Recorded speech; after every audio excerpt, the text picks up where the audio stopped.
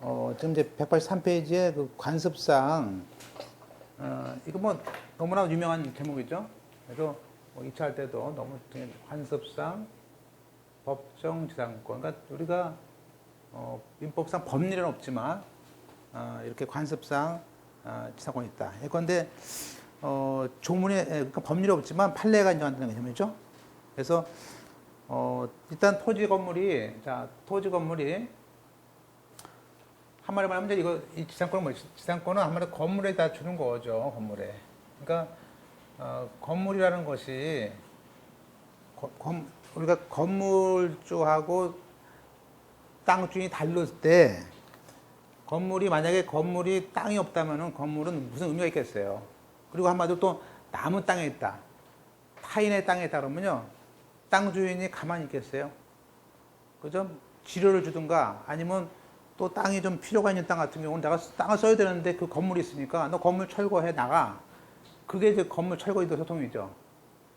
그 안에 좀 더 가처분 하겠죠. 그런 얘기죠. 그러니까 우리가 이 건물은 남의 땅 위에 있는 건물은 참 불안한데 문제는 뭐냐면 남의 땅, 처음부터 남의 땅을 알고 들어왔으면 좋은데 이게 어떻게 하다 보니까 남의 땅이 돼버렸다 이거야. 그러면 그 건물에 들어간 사람이 그걸 몰랐을 때는 갑자기 들어가서 돈 주고 들어갔는데 나가라 그러면 상당한 일이 되는 것이죠. 따라서 그런 경우에는 건물을 위해서나 국가 전체로 경제적인 봤을 때 멀쩡한 건물을 철거하기보다는 땅 주인에게 정당한 지료를 주고 건물을 살아야 되는 게 나은 것이지 그걸 또 때려 부시면 뭐가 되겠냐 그죠? 그래서 그런 것들을 줘야 되는데 그렇지만 땅 주인 입장 생각해야 되니까 일정한 요건에서만 지상권을 주는 거죠. 그래서 보시면 거기에 그림 보시면 이 토지 건물이 이건 이제 말 그대로 관습상이란 말은 이런 것만 됩니다. 일단 토지와 건물이 그림 보시면 토지와 건물이 뭐 같은 소유자 A예요. 근데 이것이 언제쯤 나중에 매매 이걸 처분할 때 처분하는 요때 가서 이 AA였다가 그죠? 이때 가서 파는 날 갑자기 토지만 팔린 거야. 그래서 땅 주인이 B가 돼. 그러면 이럴 때 그러니까 우리가 처분 시점까지는 계속 그 건물이 내 땅이었다가 나중에 처분한 후에 다른 사람 땅이 됐어요. 그러면 이 사람이 보세요. 만약 그림을 보면 그러면 이 내 땅에서 살다가 건물을 팔았을 때 물론 보통은 팔면서 토지와 건물을 같이 팔죠. 그런 문제 안 되죠. 또 하나는 이 토지와 건물을 팔면서 이 건물을 철거하는 조건을 팔아요. 그것도 문제 안 되죠.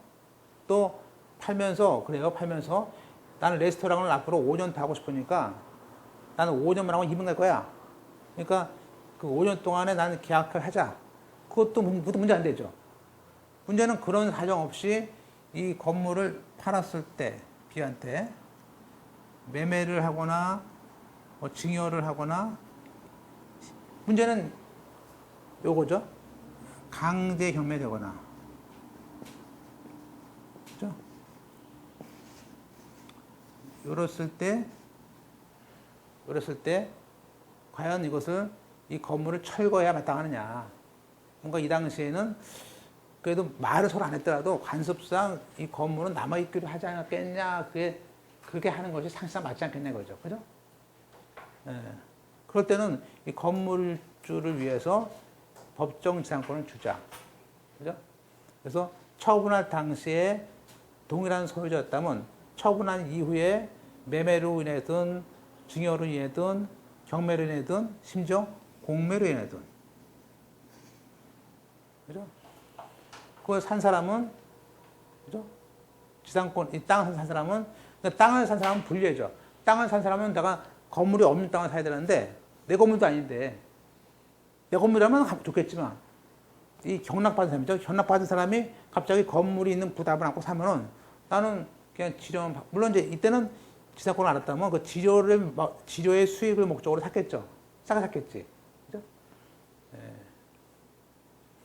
자, 그래서 거기에 자, 개념상 관습상 보존착고는 동일한 소유에 있던 토지와 지상 건물이 뭐예요? 매매 기타원. 이때 매매 기타원이 뭐냐에 대해서 물어보는데 그때 매매는 매매, 증여, 공유물 분할, 강제영매, 공매.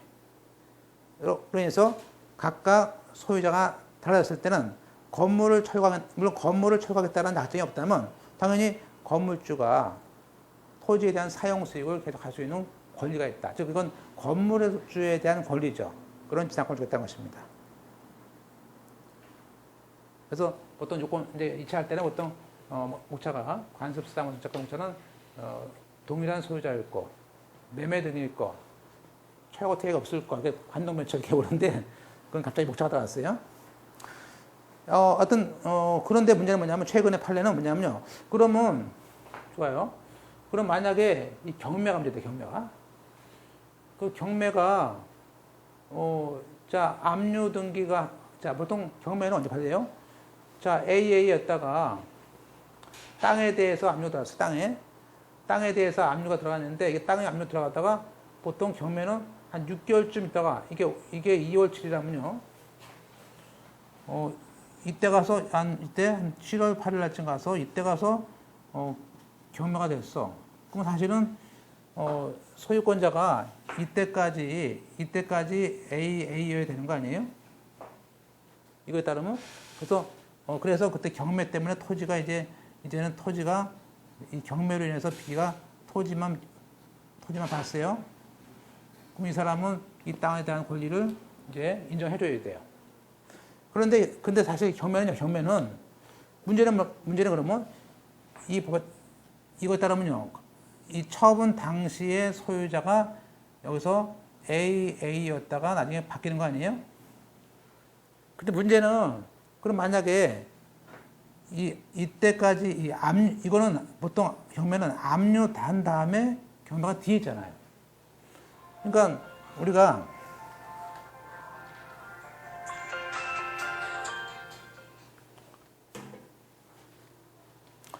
그러니까 이때 압류가 이때 있으니까 그러면 이때 당시에 AA였다가 왜냐하면 나중에 이 압류가 들어오면요 또 건만 팔려고 생길 수가 있어요. 그럼 만약에 압류 당시에 소유자가 A였다가 이때 다시 이가 C가 됐었어. 그러면 이때는 아니지 않느냐? 얘가 그러겠죠? 근데 아니잖아? 근데 이제 우리 판례는 뭐냐면 이때는 이게 일반 매매와 달리 매매는 잠금시 그럴 거 아니에요? 이때는 압류와 경매가 뒤에 있잖아요. 판례이. 그러니까 이때는 압류 당시를 보는 거예요. 요 2월 7일 당시에 토지 건물이 똑같은 소유자였다면 바뀌었다도 관계없다. 판례죠. 그럼 이번에는 그거 배웠어요. 집행할 때. 그럼 압류만 있어요? 보통은 어떻습니까? 가압류에 기했다가 나중에 본압류하죠. 그죠? 그러면 그때는 어떻게 돼요? 그때는 요건 2014년, 요건 12월 5일 날 했어. 가압류를 이때 했어. 경매를 이때 했어. 2월 달에. 2015년에. 그러면 이 사이에 소유권이 바뀔 수 있잖아요. 이렇게. 바뀌더라도 우리 판례는 가압류 당시에 소유자가 AA에 됐다면 된다 이거예요. 그러면 너는 부담해. 그래서 거기 보시면 지금 판례는 거기 보시면 그림 보시면 가압류 당시에 2012년 10월 8일 판례에 그 나오고 있습니다. 그죠?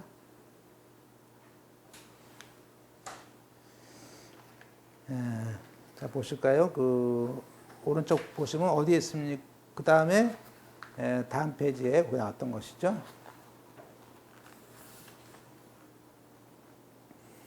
한번 보실까요? 이제 박스 보세요. 일단 당연히 토지와 건물이 처음에 동일한 소유자 있어야죠. 그래서 보통 이제 왜 그러냐면 보통은요. 경매를 그러면 이 사람이 경매를 넣을 때 채권자가 경매를 넣을 때 토지만 경매 넣어가지고 갈라진 거 아니겠어요? 대부분 뭐냐면 이 위에 건물이 대부분 미등기 건물이기 때문에 그런 거예요. 그죠? 미등기니까 경매 넣는 사람이 이걸 보존 등기 한 다음에 내려면 그러니까 돈 드니까 측량도 해야 되고 돈 줘도 될 거 아니에요? 그러니까 보통 토지만 넣는 거야, 경매를. 그죠? 그래서 보시면 그 위에 있는 건물이 미등기 건물이고 심지어 무허가야. 무허가니까 우리가 내가 채권자 경매에 들려고 그러는데 그 건물이 그죠? 무허가 음식점인데 한 달에 이양되면 1,000만 원이야. 그죠? 여기에 있는 장작구이점인데 여기서 한 1년에 막 5천만 원씩 그죠? 이행강제금을 내. 배짱을 해. 당사 그죠? 근데 많아요. 배짱을 해. 근데 그러면 이 땅 주인 갑이라는 사람이 땅 주인한테 돈 받을 게 있는데 이 갑이라는 사람이 이 땅에 대해서 이제 땅에다가 경매를 했죠. 땅에다가 압류 넣겠죠. 갔다가 안 해. 그래도 그러면 이 땅에 경매 넣습니다. 근데 건물은 이게 무허가니까 무허가 건물을 누가 등기해줘요. 왜 안 되죠? 무허가 건물은 그러니까 무허가 건물에 대해서는 가압류 가처분 등기를 하려면 보존 등기를 안 해준단 말이에요. 등기법상 안 해주니까 그냥 땅만 넣는 거예요. 그래서 보통 보세요. 보통 건물은 미등기 건물이 무허가 많습니다. 무관해요. 다만 이제 우리가 구분 소유적 공유 사례의 경우는 동일한 소유가 아니기 때문에 그건 안 되고요. 어떻게 배웁니다. 즉 볼까요? 그 2번에 만약에 미등기 건물이 대지권과 함께 매도했다면 매수인은 토지에 대해서만 소유권 등기하죠. 왜냐면 미등기니까. 그리고 건물에 관해서는 등기를 하지 않았더라도 그건 형식적으로 대지와 건물이 달라졌기 때문에 매도인에게 관습 법정 요건 이거 안 됩니다. 그러니까 다시 한번 펼치시고 처음부터 미등기 건물을 그냥 B한테 팔았을 때 뭐죠? 당연히 A는 미등기 건물을 그냥 산 거죠. 등기가 안 되는 거 당연히 안 되지. 그러니까 지가 팔아놓고 난 다음에 한마디로 건물까지 팔아놓고 난 다음에 토지 건물을 팔아놓고 난 다음에 야, 내 건물은 내 거니까 이제 내 거니까 법정 지상권 줘. 그러면 안 되는 거지. 그러려면 건물값을 받으면 안 되지. 그죠? 그래서 거기에 이 3번은 건물과 토지를 같이 판 거예요. 한마디로 건물값을 받은 거야. 받아놓고 나중에 그 건물이 내 거라고 부겨요? 그건 안 되는 거 아니에요. 그죠? 근데 안 되지만 이게 이해가 안 돼. 팔다가 무슨 그 말이 안 나오니까 이 팔다가 저는 공부할 때 이거 뭘 알았어요. 무슨 말인지. 그러니까 공부하다 보면 답은 맞는데 공부하다 보면요. 그러니까 시험 붙을 때는 시험 붙은 사람들의 심정은 뭐냐면 답은 맞는데요. 내용 몰라요. 그걸 맞춰. 그죠? 예. 어떤 사람은 또 내용은 아는 답은 못 맞춘데 그건 실수지. 네. 자, 4번에 자, 이번에는 토지의 땅을 매수해서 처분 권한이 있는 자가 그 위에 건물을 줬습니다. 그러면 땅에 대해서 사가지고 건물을 신축해서 소유권 취득했더라도 그렇지만 토지에 대한 소유권 등기를 안 했잖아요. 그죠? 그래서 이때는 토지와 건물이 동일한 소유가 되지 않기 때문에 이러한 상태에서 경매했을 때는 그때 안 됩니다. 그러니까 이거 보세요. 그러니까 판례 두 개가 제일 좀 안 되는 경우가 이 두 가지입니다. 그죠? 자, 첫 번째는 자, A가 땅 A고 B예요. 자, 이 사례는 뭐냐면 이건 A가 그죠? 토지와 건물을 아예 요거는 1억, 요거는 3억 해가지고 4억을 주고 B한테 팔았어요. 근데 건물이 미등기야. 자, 근데 법률상 미등기는 소유권이 A한테 있습니다. 원실이니까. 그러고 난 다음에 파고 난 다음에 A가 나중에 무기는 거지. 야, 이 건물은 내 거니까 나한테 지상권 줘. 왜냐면 맞잖아요. 매매하고 매매로 인해서 건물은 A 거고 토지는 B 거니까 이건 안 되는 거지. 이건 안 되는 거죠. 자, 두 번째는 A가 있습니다. 자, 이번에는 똑같이 A가 있어요. 자, B가 왔습니다. 자, 이번에는 건물이 없어요. 땅 주인이야. 그런 말이야, B가. 야, 땅을 내가, 이런 거 많아요. 땅을 내가 여기서 2억을 줄 테니까 땅을 팔아라. 팔고, 그런 다음에 건축주 명의를 나로 하겠다. 내가 짓겠다. 그죠? 등기는 아직 안 했습니다. 등기는. 그러니까 저희가 저번 주에 한 거 똑같은데요. 이 A라는 사람은 땅을 해놓고 자기가 건물 짓는 거야, 건물을. 그죠? 건물 졌어요. 자, 건물 졌는데, 그럼 뭐예요? 이거는 자기가 우리나라는 등기해야 되는데 이 상태에서는요.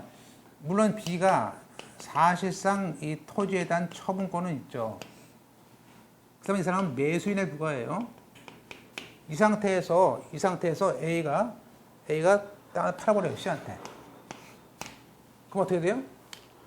그러면 처분 당시에도 건물은 B 거고 토지는 A 거야. 처분할 때 같이 써야 되는데 안 돼. 그래서 안 되는 거예요. 그러니까 보통 이런 경우 많습니다. 땅에 대해서 땅 주인이 없으니까. 왜냐면 땅 주인이 있어야지 또 건물 짓기가 그 지역에서 땅 주인이 이렇게 A로 해놔야지 편한 게 있기 때문에 그렇게 사요. 그죠? 예, 근데 그게 안 되는 거죠. 그래서 거기에 왜냐하면 왜 그러냐면 시골 같은 데 보면요. 여기서 한 50년 이 사람이 땅을 짓는 거하고 여기서 사가지고 가면요. 주위에서 말이 많아. 그죠? 근데 이 사람은 거기서 오래 살았기 때문에 건물 줘도 아무 말도 안 해. 그죠? 그죠? 분쟁이 별로 없잖아요, 이게. 그죠? 건물 질 때. 그래서 4번처럼 그 사실상 처분 권한이 있었을 때에 그런 경우가 안 된다. 거기 그 2번째 매매 기타 원인으로 그렇죠. 매매 기타 원인으로서 토지와 건물의 소유 달라야 됩니다. 그러면 이게 매매가 그러면 아까 매매, 증여, 대물변제, 강제 경매, 공매, 공유 분할 등 불화 등 됩니다. 다만 이것이 저당권에 대한 경매는 이제 360조에 따른 임의 경매는 별도의 조문이 있죠. 이건 법정 이상권 조문이 따로 있습니다. 자, 그래서 우리 시험에서는 주로 강제 경매와 관습상 법정 이상권에 대한 것들이 뭐 최근 판례가 예상 문제죠. 그래서 아까 봤던 그 2012년 10월 18일 나왔던 전원합의체 판례가 나온 거죠. 자, 동일한 소유자에 속하고 있던 토지와 건물이 강제 나오죠. 동남치고 강제 경매 등으로서 달라졌어. 그러면 이때 법정 지상권이 성립하기 위해서 토지와 건물이 처음부터 원시적으로 똑같은 소유에 있어야 되는 것은 아니다. 그런 얘기예요. 그죠? 원시적일 필요는 없다. 볼까요? 다 표지에 있습니다. 좀 다 보죠, 우리가. 그러니까, 가능하면 제가 이제 책은 요약은 거의 잘 해드리지만, 가능한 판례를 또 전문을 봐야 되는 것들이 있기 때문에 자꾸 이제 이런 스타일을 자꾸 눈에 익히셔야 돼요. 동일한 소유에 속하고 있는 토지와 건물이 강제경매 등 또 국세를 안 내서 공매 등으로 인해서 소유자가 달라지는 경우가 있습니다. 그러면 별도의 대의가 없는 한 소유자는 그 땅 주인에 대해서 그렇게 하였을 때 건물주를 위해서 관습상 법정지상권을 줍니다. 그럼 원래 관습상 법정지상권이 성립하려면 토지와 건물이 애초부터 원시적으로 외초부터 동일한 소유 필요는 없고요. 그 소유권이 변동될 당시에 토지와 건물의 소유자였던 걸로 됩니다. 그렇죠? 그러니까 토지 건물이 그죠? 매매할 당시에 A와 A가 되면 되는 것이지 옛날부터 이걸 A와 이게 이거죠? 원래는 이게 A였다가 쭉 가다가 다시 이렇게 샀어요. 그러면 이때 A 아니에요? 옛날에는 달랐지? 산 거야. 그러니까 이 매매 당시에 우선 요 관습상 뭐죠? 그건 관동 매출할 때 매매 당시에 A와 A면 된다는 거죠. 자, 그럼 보세요. 따라서 원적 필요 없다. 두 번째. 그러면 그 경매 목적이 된 토지 또는 그 지상 건물의 소유권이 강제 경매를 해서 그 절차가 매수인 경락인에게 이전됐습니다. 그러면 건물 소유를 위한 간섭상 법정 사건의 성립 요건인 토지와 지상 건물이 똑같은 소유에 속하였습니까에 대한 판단 기준 시점은 언제라고요? 경매 시가 아니고 처음에 압류나 가압류 했을 때의 당시에 소유자가 A면 된다는 거예요. 따라서 보세요. 강제 경매 목적인 토지나 지상 건물의 소유권이 강제 경매로 인해서 절차 매수인에게 이전됐을 때 건물 소유를 위해서 법정 지상권이 성립되는가의 문제에 있어서는 그 매수인이 소유권을 과거 이게 옛날 판례였어요. 그 매수인이 소유권을 취득하는 집행법상 경매 완납시가 아니고 그 앞에 있는 압류의 효력이 발생할 때 기준으로 토지와 건물이 동일한 소유자에게 속하였는지를 판단해야 된다는 거예요. 왜냐하면 보세요. 일단 우리가 강제 경매 개시 결정이 되면요. 집행법상 압류의 효력이 발생하죠.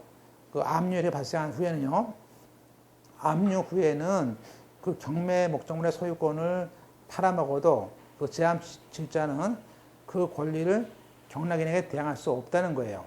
또 나아가서 그 명의로 소유권 등기된 경우에는 매수인이 인수할 필요가 없는 부담 기입에 해당해요. 그러니까 경락대금이 되면요, 압류 후에 들어온 등기는 직권으로 말소 못하게 됩니다. 그러니까 매각대금 완납 시 소유자가 누구인지는 문제 맥락에서 별도의 의미를 가질 필요가 없다는 거예요.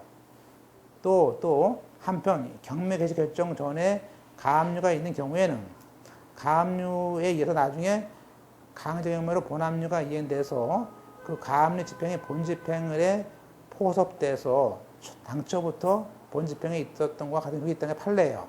따라서 경매 목적이 된 부동산에서 가압류가 있고 나중에 본압류에 경매가 진행됐을 때는 애초에 가압류의 효력 발생 당시를 기준으로 토지와 건물이 동일한 소유에만 속해 있으면 된다는 겁니다. 그죠?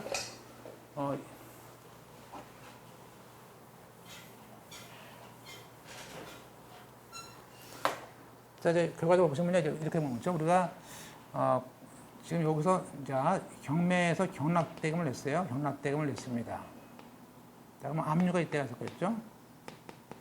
그러면 만약에 이 경락대금 낼 때 이 건물이, 그러니까 원래는 보세요. 원래는 건물이 A하고 토지도 A였어요. 그런데 이게 한 1년, 거의 1년이 지나는 바람에, 자, 보세요. 자, 그러니까 옛날에 뭐냐면, 옛날에는 요 경락대금 낼 때 소유자가 같은 사람이면 돼요. 그 얘기면 다른 사람이면은 법적 상관이 없습니다. 그러니까, 자, 보세요. 경매를 많이 한 사람은 어떻게 될까요? 여기서 Y라는 사람이 경매를 놓아요. 그러면 내가 이 땅을 2억에 샀어요. 근데 보면은 이 사람은 이제 전문적으로 법정 이상권이 없는 땅만 사는 거야. 그래가지고 들어가서 철거해가지고 돈을 받겠다는 거지. 그러면 딱 보니까 이 법을, 이거 공부했을 거 아니에요. 공부해보니까, 와, 그러면 만약에 이 건물이 이렇게 있어요, 건물이. 만약에 이 건물을 이 사람이 누굴 시켜서 이 건물을 실제 한 3천만 원 되는데 이걸 산다면, 보세요. 이걸 산다면 이 건물은 철거될 거 아니에요. 그죠? 근데 경매가 진행 중인 때는 이것도 값이 떨어질 거 아니에요. 그죠? 그래도. 그러면 그런 와중에 또 그걸 알고 어떤 사람이 또 나타나가지고 이번에 또 이 사람도 공부를 많이 했었어. 그럼 여기서 이제 K라는 사람이 법을 배웠어요. 그래서 이 사람은, 야, 그러면 내가 이 건물이 3천인데 지금 물어보니까 중개사가 그래. 중개사가 이거 2천만 원 산대. 그러면 좀 수리하면 5천 받을 거 있어. 와, 그럼 내가 이걸 한 1,500만 원이나 쉬어봐. 그러니까 그날 밤에 압류 등기 뒤에 이때쯤이죠. 이날 가서 K가 샀어요. 빨리 등기 넘겨. 그러면 보세요. 우리가, 야, 어떻게 압류된다면 해도 경매를 사네? 그러면 K는 왜 샀을까? 이걸 사가지고 자기는 계속 또 철거하지 않고 계속 장사할 수 있잖아. 사가지고. 그래서 이 K라는 사람이 샀어요. 그죠? 자, 사고 나니까 이제 그런 말을 해요. 다시. 물어봤더니, 어떤 법무사가 물어봤더니, 판례가 경락대금, 이게 이제 7월이라고 하세요. 앞으로 7월일 날 이게 대금, 이 Y가 샀는데 이 사람이 7월일 날 잔금을 내면은 이 당시에 소유자가 다르면 당신은 철거해야 돼. 그런 말을 하는 거야. 그런 말을. 다시 이 사람이 또 다시 얘한테 팔어. 그죠? 팔았어요. 그러면 보세요. 우리가, 그러면 이 경락 당시에 소유자가 파는 중에 보세요. 만약에 이 경우에 경락 당시에 소유자가 같으면은, 그죠? 과거에는 같으면은 이것은 지상권을 취득합니다. 다르면 취득할 수 없어. 그죠? 없죠? 근데 지금 판례에 따르면요, 그렇게 보지 말자. 왜냐하면 이거는 이때 요 압류 기준, 이 압류된 기준을 봤을 때 이게 A였다면 이 사람은 법정 지상권을 그냥 취득하는 거다, 얘는. 이거예요. 그죠?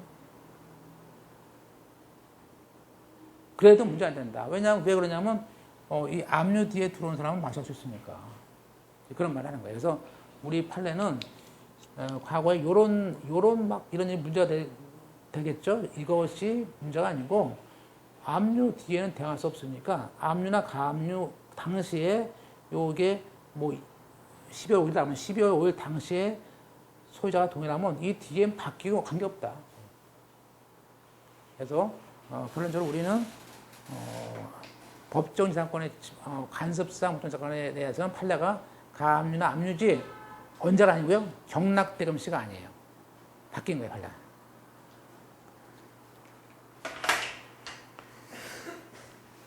자, 그래서 우리가 그거 이제 2014년도 판례에 이어서 그 2014년도 똑같아요. 볼까요, 한번? 4월 21일 판례인데 그 강제경매죠.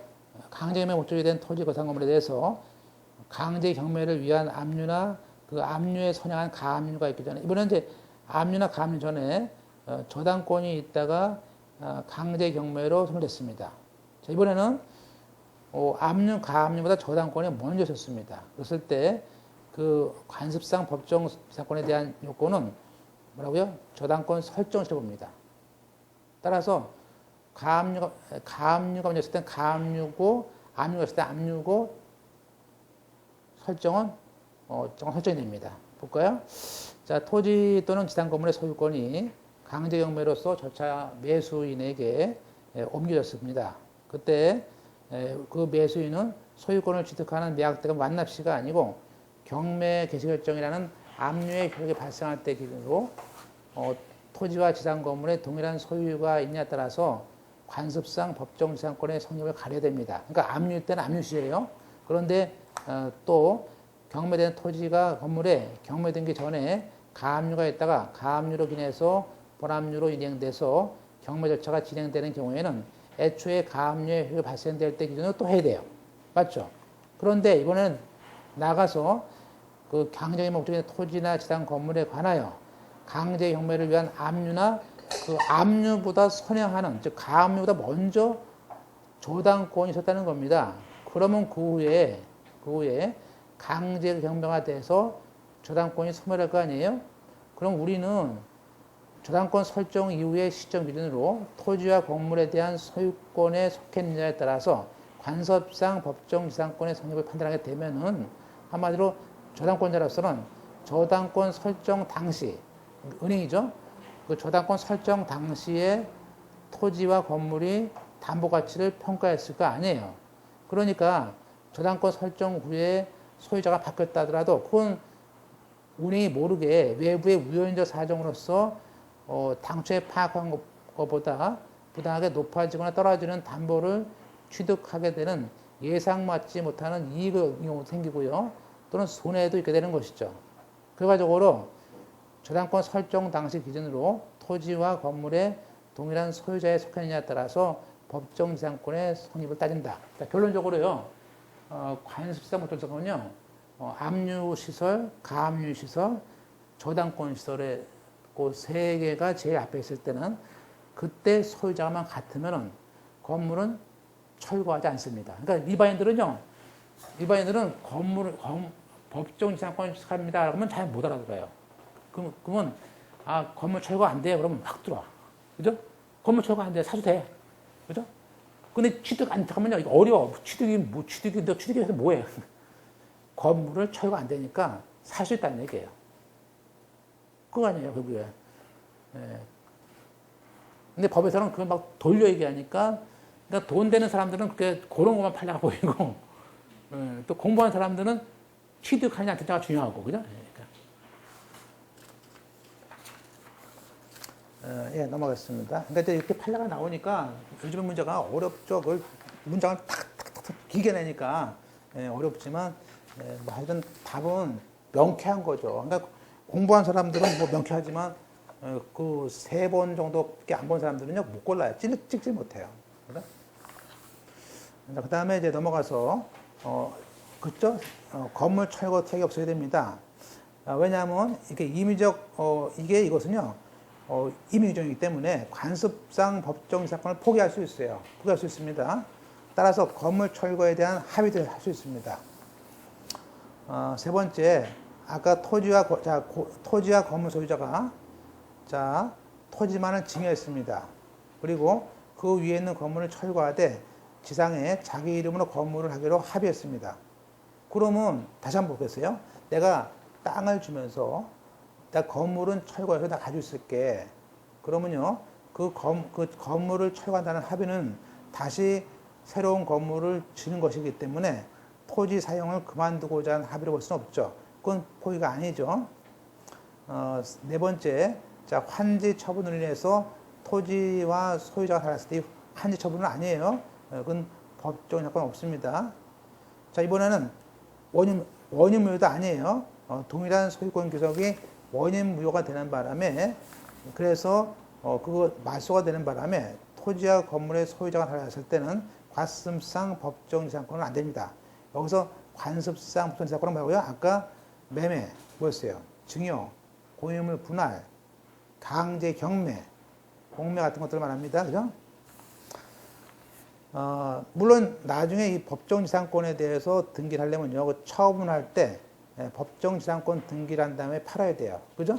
건물주는요, 나중에 팔 때는요, 건물 팔 때, 그럼 건물은 철거 안 하죠? 그럼 건물을 팔아야 돼. 그러면 건물을 팔 때 그 건매수인에게 법정지상권 등기를 해주고 넘겨야겠죠? 같이. 그 얘기예요. 그래서 따라서 이 법정지상권에 대한 것은 법률상 취득입니다. 그러니까 취득을 할 때는 등기가 필요 없지만 팔 때는 등기해야 되지 않겠어요? 그래서 따라서 토지 소유자나 전득한 제함자에서는 대해서 우리가 등기하지 않고 지상권 정할 수 없습니다. 그죠? 그러니까 한마디로 땅 주인한테는 등기 없이 지상권을 정할 수 없습니다. 그러니까 등기하고 팔아야 된다는 얘기죠. 그 다음에 이제 우리가 구분 소유권에 대한 건데 보세요.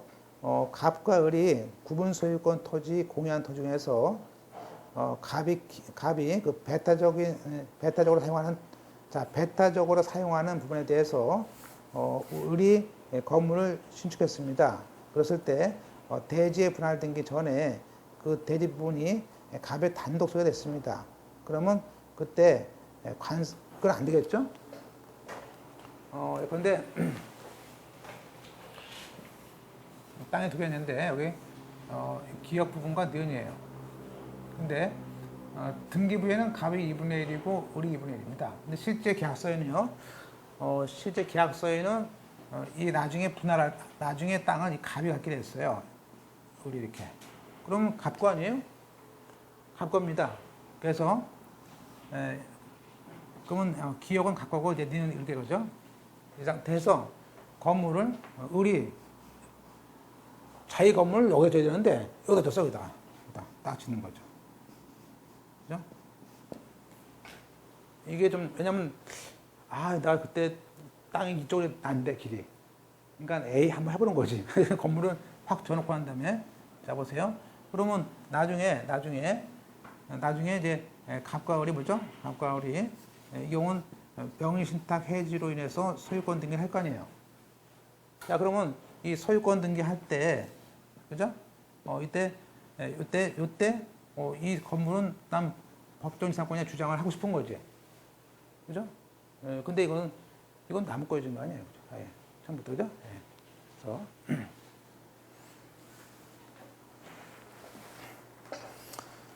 안 된다. 볼 수 있습니다. 볼까요? 자, 우리가 갑과 을이 대지를 특정해서 매수해서 배타적으로 점유했습니다. 근데 분필되지 않아가지고 그 특정 분에 대한 소유권 등기만 됐다면, 자, 우리가 그 대지에, 그러니까 한마디로 지분 등기한 거예요. 그러면 언더라인에 대지에 대한 소유권은 처음부터 구분 소유자. 그러니까 그러니까 처음부터 소유자가 같은 게 아니죠. 처음부터 소유자가 다른 거 아니에요. 그래서 처음부터 구분 소유자 공유관계에 있고, 다만 구분 소유자 공유관계에 있어서 통상적인 공유가 다르기 때문에 내부적으로는 그 각자 기억 니은 특정 부분은 단독 소유가 됐던 겁니다. 그런데 우리 그 토지가 자기가 매수하지 않은 부분에 대해서는 그죠? 가백의 소유권을 주장할 수 없는 거 아니에요. 그리고 을이 매수하지 않은 부분에 대해서 을 소유 건물을 을을 줬어요. 그러면 당초부터 건물과 토지가 다른 경우죠. 그죠? 이거는 처음부터 갑의 토지, 갑 땅에다가 지은 거 아니야? 그러면 이건 동일한 소유자가 아니잖아요. 안 되는 거죠, 이건. 그죠? 이것도 많아요. 그러니까 우리가, 이 건물처고 소송이 이게 보통 1년이면 끌거든요. 이게 왜냐면 어려워요. 이게 법리가 어려워. 그러니까 이렇게 들어오면요. 그러니까 이렇게 만약에 이게 왜 많냐면 대부분 이 사람이 돈이 많고 그래요. 이 사람은 돈이 없으니까 못 짓는 거지. 근데 이 사람은 정보도 많아. 그러니까 일단 집을 짓자고 해놓고 난 다음에 나중에 동일한 소유자다. 그쵸? 같은 사람이 등급이 반반돼 있으니까. 근데 사실은 뭐죠? 사실은 이건 기업 부분은 가족관이에요. 그럼 남의 땅에다 건물 지은 거 아니냐? 그러면 동일한 소유자가 아니죠. 그죠? 그래서 이게 법적인 상권이 없어야만이 나중에 이 갑이 승소해서 건물 철거하라는 판이 나오죠. 그거 가져가서 철거라는 뭐죠? 대치 집행하는 거죠. 근데 이게 사실 이렇게 상담이 딱 들어왔을 때 이걸 판단하기가 이건 딱 해서 철거시키겠구나까지 가야 되는데 이게 어려운 거죠. 판례 돈 살아야 되는데 판례가 또 어렵게 써 있으니까 더 어렵죠. 그러니까 이제 시험 문제에서는 또 이런 걸 내요. 그죠? 중요하잖아요. 그러니까. 근데, 물론 그렇게 되면은 또, 이거 떨어뜨리기 한 거 아니냐? 그게 아니고, 알고 보면 또 중요한 걸 내는 거죠. 이렇게. 다시 넘어가서, 자, 건물 부지에 대한 공유. 그러니까 한마디로 이제 이걸 왜 공부하냐면요. 보세요. 우리가 이게 법정 지상권이 있냐 없냐는요. 참 돈 버는 수단이에요. 그러니까 밥 먹고 이것만 연구할 수 있겠죠. 내가 법무사가 된다. 하여튼 나는 그냥 법정 지상권만 공부하려고 그러면요. 그냥 어떻게 보면 돈만 가지고 있으면 눈에 돈 다 보이는 거지. 야, 저 건물은 저 건물은 저거 철거하겠네. 그죠? 저 건물은 철거 안 되겠네. 저건 땅 주인이. 그러니까 한마디로 철거를 안 하면 땅 주인이 피 보는 거고. 그러니까 아무리 좋은 강남에도 그런 건 있어요. 지금도 있어요. 지금도. 그죠? 지금도 있다고요. 그러면 강남에 좋은 땅만 가지고 있으면 뭐래? 건물 때문에 돼. 건물 때문에. 네. 자, 넘어가서 보시고, 그 다음에, 건물 부지가 공유입니다. 보세요. 이거는 이제 공유예요. 땅 주인이. 땅 주인이 한 명인데, 그 공유 토지 위에 건물을 소유하고 있습니다. 자, 그런데, 그 지분을 경매를 합니다. 그러면, 자, 그때 건물 소유자가, 그 관습상 법정 지상권을 취할 수 있을까요? 그죠? 이런 문제죠. 그러니까 대부분 여기도 이제 보통 그런 얘기인데 보통 이제 저희도 지금 소송한 들어온 게 뭐가 있냐면요. 지금 거기가 땅이 이렇게 있어요. 근데 땅이 공유예요. 땅 공유. 여기가 여관이 있고요. 여관에서 이 모텔인데 여기서 지금 월세가 한 4천원, 한 달에 수입이 한 4천원 나오는데. 그리고 요 옆에 빵집이 있는데 여기서 이게 3,700만 원입니다. 그리고 커피집이 또 이렇게 있어요. 월세가. 그런데 땅이 어머니하고 아들로 되어 있는 거예요. 그죠? 그래서 건물을 줬던 거죠, 이렇게. 그러면서 이제 문제는 뭐냐면 그러다가 여기 며느리 가면 돈이 많잖아요. 돈이 많잖아. 근데 며느리를 뭐 하여튼 여기는 여관에 옛날에 줘봐라고 그러죠. 여관 내가 갖다 앉히고 결혼시키는 애들 갖다 막 저거 돈 받게 해. 이게 싫을 거 아니야. 내가 무슨 못 닦아서 받냐. 그러니까 제 어머니는 낮에 해, 낮에. 아, 낮은 더 사람 많아. 짜증나가지고 이제 부딪히잖아요. 그러니까 이제 이쪽으로 옮겼어, 빵집으로. 근데 빵집을 또 주니까 자기가 빵집 했다래. 야, 네가 무슨 빵집을 하냐. 빵 아무나 파냐. 가지고 너 그럼 커피숍에서 해. 그랬더니 커피숍에서 시킨 게 뭐냐면 커피숍에다 가서 설거지 시키는 거야. 며느리를 갖다가. 열받을 것 같다는 이게. 그게 왜냐하면 이제 어머니는 어떻게 하는지 이게 싫은 거야. 이게 뭔가. 그러다가 그렇게 불만이 있다가 이제 나와가지고, 아버지가 돌아가시니까 이제 상속자 됐어요. 근데 아버지가 죽어도 뭐 상속이 없어. 어머니 거니까. 그러다가 이제 문제는 뭐냐면 아들이 죽었어요. 그래서 아들이 죽으니까 이게 뭐예요? 이건 아들 거 아니에요. 손주 거하고. 그죠? 그러니까, 뭐가 되겠어요? 이건 내 거다 이거지, 이분의 집은. 그러니까 여기 임대료도 내놔야 된다. 야, 이건 건물은 내 건데, 그러니까 다 어머니 거예요?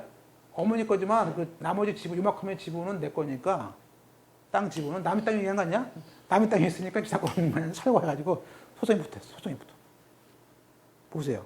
공유 지분 위에 가지고 땅이, 이 사람이요, 이 땅을 팔아버렸어. 남한테. 여기 받으니까. 그러니까, 변호사한테 가서 이런 얘기 하니까, 그러면 팔아버려. 싸게. 확 팔아버리니까 K1이 들어왔어. 이 사람 남이니까 너 건물 내 반 나머지 땅 나오는 거죠. 보세요. 자, 우리가, 그리고 공유자 지분에 대해서 공유토지 한 명이 공유토지에 건물 세고 있다가 토지의 지분을 팔았어요. 그러면 단순히 그 공유자 1인에 대해서 관습상 법정지상권에 대해 벌소사유가 발생하는 경우에 당의 그 토지 위에 있는 건물에 대해서는 관습상 법정지상권이 없죠. 왜냐하면 이 공유는 남의 거니까. 그러니까 이 사람이 철거하라 그러니까요. 결국에는 여기 있는 그냥 임대를 반씩 주는 걸로 이렇게 요거 놔두고 요거 2천만 원 주는 거라고 월세를. 그러니까 이 사람은 땅 사가지고 또 월세까지 다 받는 거죠. 그죠?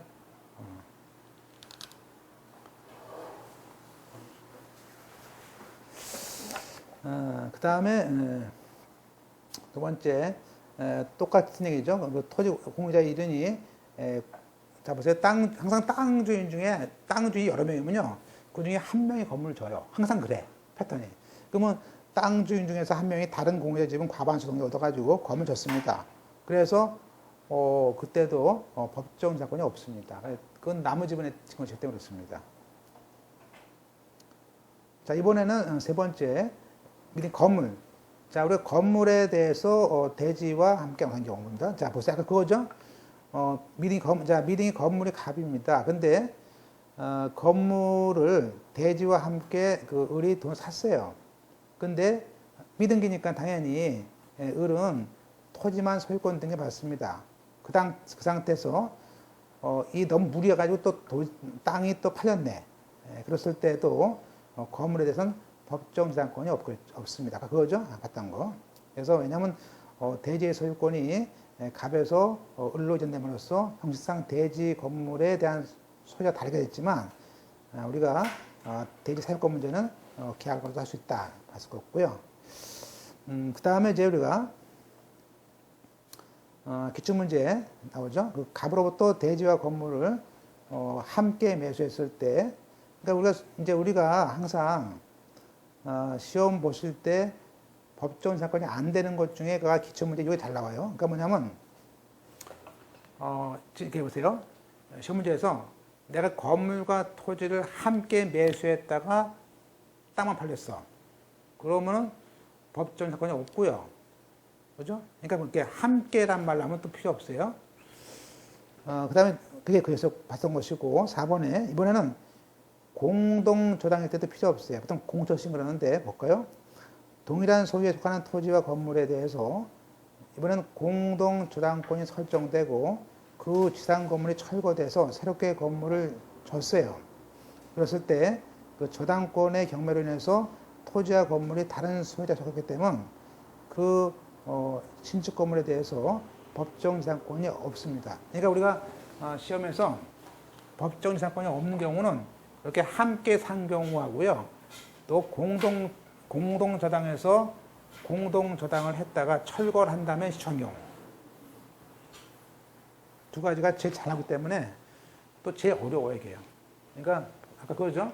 자, 아까 A 이 토지와 건물을 샀어요. B가 샀는데 이게 미등기예요. 그러니까 첫째가 뭐죠?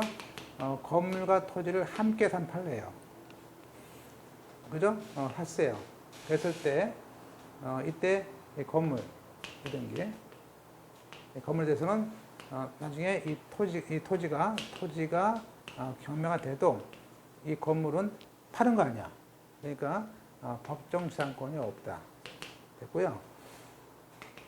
두 번째는 뭐냐면 이것은 여기 건물과 토지 K은행 A에게죠 소유가 여기서 은행에서 저당권을 잡은 거야. 그죠? 자 그러면요 이 저당권 은행 했을 때 저당권자는 처음에 저당권 설정할 때 이게 예컨대 2013년에 했어요. 그러면 설정할 당시에는 토지와 건물이 같이 있었잖아요. 두 개 잡은 거 아니야. 그죠? 근데 나중에 이 건물 철거해요. 그죠? 철거한 다음에 다시 건물을 짓습니다. 그죠? 그리고 이게 경매가 돼. 그죠? 그러면 근데 이것이 임의 경매가 아니고요. 강제 경매가 되는 거예요. 이게 만약에 임의 경매였다면 저당권 설정 후의 건물이니까 지상권이 없어요. 그건 366조로 가는데 문제는 다른 사람이 경매를 넣은 거예요, 이거를. 우리 있는 게 아니고. 그러면 이렇게 공동 저당을 잡았다가 많이 물어봅니다. 공동 저당 잡았다가 물론 이제 이렇게 하는 거지. 이 사람이 은행 가가지고요. 내가 오래됐으니 이 건물을 철거할 테니까 그래서 건물을 철거하고 그죠? 여기다가 건물 짓겠다 그래요. 그럼 대출 주겠지? 그럼 대출을 받은 다음에 소유권 보존 등기를 해요. 그런 다음에 저당권 등기를 강제할 수 있어요? 얘가 안 해주는데? 도장을 찍어줘야지. 인감을 찍어줘야지 하는 것이지, 뭐.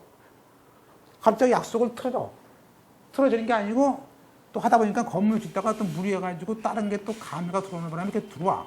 그러면 은행은, 갑자기 뭐예요? 은행은 건물에 대해서는 권리가 없는 거야. 그죠? 그 상태에서 땅을 경매가 쫙 돼버려. 그러면, 이럴 때 건물에 대해서 지상권이 있다고 보면 되거든요. 이 밭땅은 지상권이 있다고 보면요. 보세요. 지상권이 없는 땅일 때는 이게 10억에 팔리는데, 지상권이 있다 그러면 이 땅에 10억에 팔려요? 지상권이 있으면은 이 땅은 10억 못 받아요. 남은 건물이 있는데 누가 주고 하겠어? 5억도 받겠지. 그래서 이때는 건물 저당권자가 보호하기 위해서 이때는 법정 지상권이 없습니다. 그래서 우리가 보통 이 공철신 공동 저당에서 철거를 해서 신축했을 때는 법정 지상권은 없어. 그러니까 이거 판례하고 함께 판례하고 공천실 판례는요 계속 시험에 나와. 하도 나와가지고 이렇게 외웠어 그냥. 공천실. 그죠? 그래서 공동저당했다가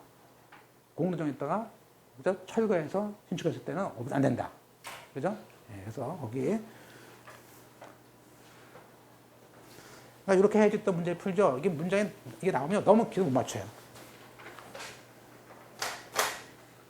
자, 환제 예정은 넘어가겠습니다. 자, 이제 우리가 이번에 넘어갔습니다. 이번에 그러면 관습상 법정지상권도 이제 건물을 팔 거 아니에요? 그럼 양수했어요. 그러면 우리가 관습상 법정지상권이 있습니다. 그러면 건물주가 그 건물만 팔아요. 그러면 팔 때 그 제3자가 건물에 대한 소유권 등기만 했다고 법정지상권 등기가 따라와요? 이건 종부된 권리가 아닙니다. 법정지상권은 취득이 안 돼요. 따라서 이때 법정지상권은 당초에 지상권자가 있기 때문에 지상권 등기를 너무 같이 등기해줘야 됩니다. 그죠? 근데 지상권 등기라는 것은 소유권자가 해줘야 되는데 땅 중에 안 해주면 어떻게 해? 소송해야지 뭐. 할 수 있지. 근데 이기겠죠? 이기겠지. 땅 중에 안 해주지만 뭐 이기겠죠. 그 다음에 이제 세 번째, 건물의 증축과 개축인데, 구건물지 기준이라는 것들, 우리가 증축, 개축했을 때, 그럼 건물을 그럼 이렇게 있다가 이만큼 줬어. 그러면 이 옛날 건물만 지상권 있는 것이지, 새로운 건물은 지상권 없는 거지. 그래서 우리가 옛날 건물 기준으로 한 것이 이제 새로 지은 또 부분에 대해서는 지상권이 없다고 보지 않겠냐. 그런 얘기죠. 자, 이제 끝으로 이제 지역권을 보면 이제 이쪽에 끝납니다.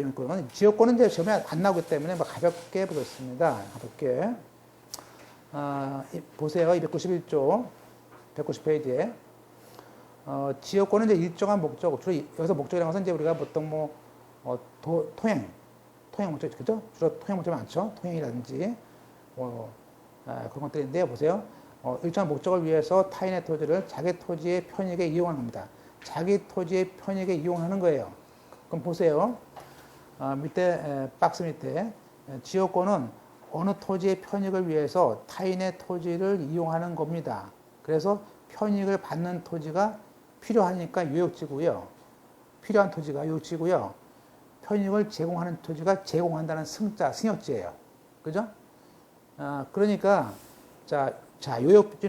유역지는 자기 전부의 토지가 되고요. 그리고 토지 일부에 대해서 지역권 등기는 할 수 없고요. 그죠? 그러나 승역지는요, 일필 토지 일부 필요 없다.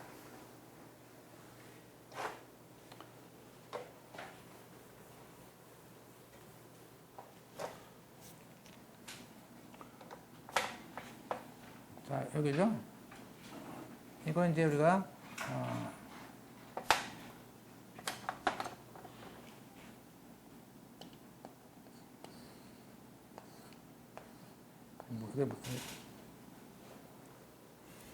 자, 우리가 이제 이 사람이 막혔어요.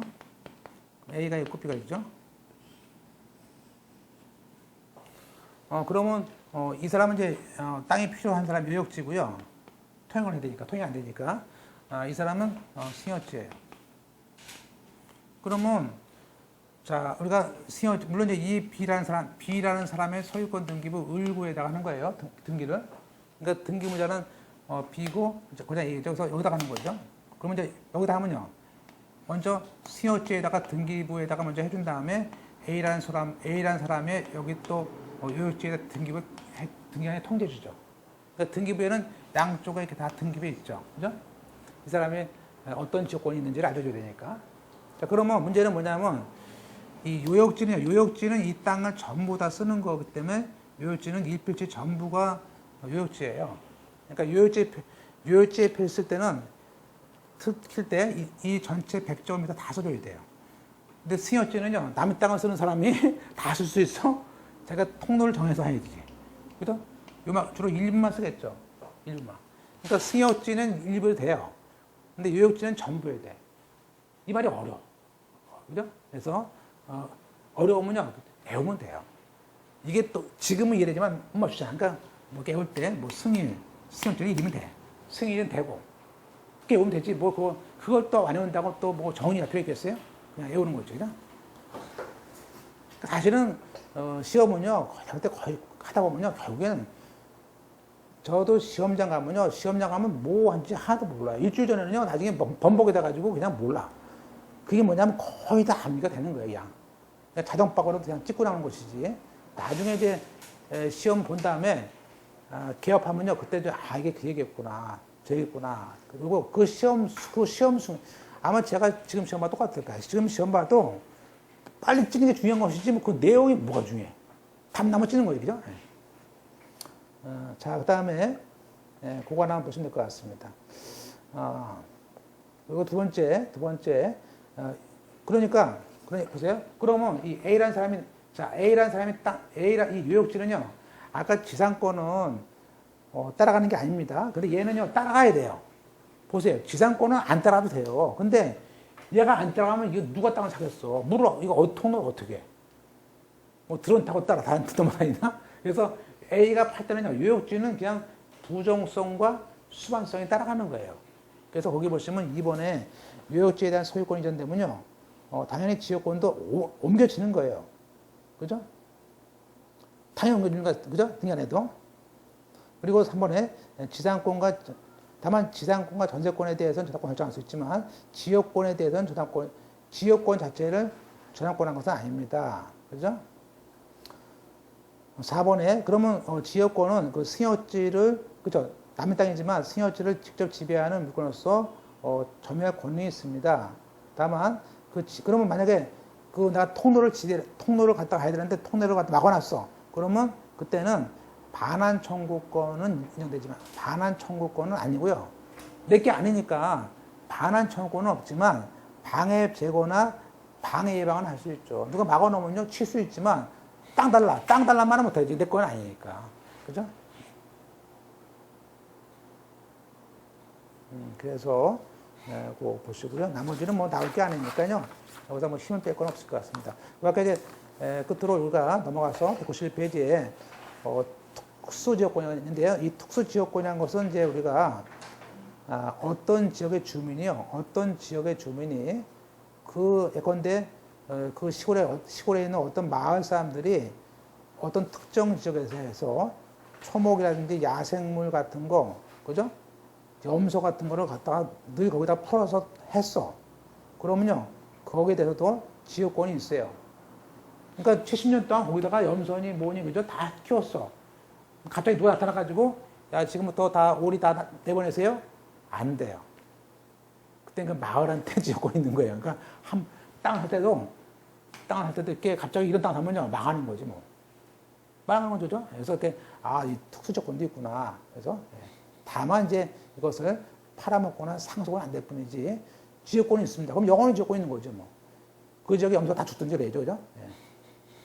그 다음에 이제, 전세권입니다. 전세권인데, 요건 이제 뭐 다음 시간에 하겠습니다.